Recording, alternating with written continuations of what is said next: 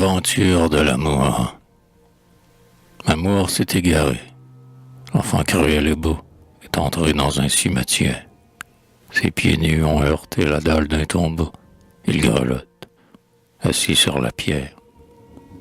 Il a peur, il appelle, et le vent de la nuit éteint sa voix tremblante et douce. Dans l'ombre, tout est blanc et muet, et, sans bruit, des ombres glissent sur la mousse.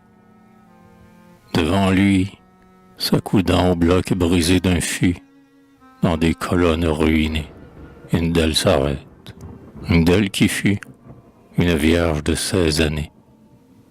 Elle n'a vu jamais cet enfant rose et nu, dont l'œil mutin de pleurs se mouille. Jamais, non, même pas dans un rêve ingénu, que l'aurore joyeuse embrouille.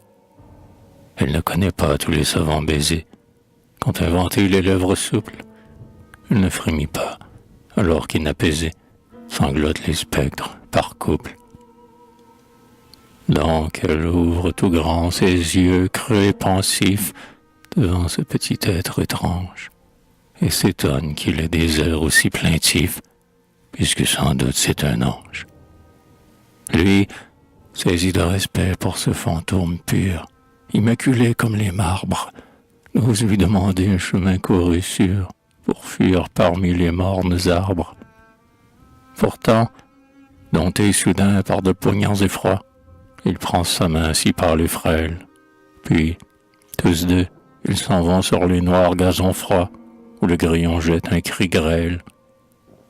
Or l'âme qu'habitaient les neigeuses candeurs, et les ignorances sublimes, croient, en touchant l'enfant, glisser aux profondeurs de très vertigineux abîmes. Car elle a reconnu l'invincible pouvoir auquel fut soustraite sa vie. Tous les amers plaisirs qu'elle vient d'entrevoir, ce sont eux et seuls qu'elle envie. Et voici que bientôt paraît à son esprit, en souvenir impérissable, un jeune homme au trait fier qui jadis lui sourit et traça son nom sur le sable. Elle comprend alors qu'elle n'a point vécu, et son regard morne retombe sur cet enfant par qui l'univers est vaincu et qui règne encore dans la tombe. Elle peut maintenant, en hâte, mais en vain, le mener hors du cimetière. Hélas, car c'en est fait de son repos divin, pour l'éternité tout entière.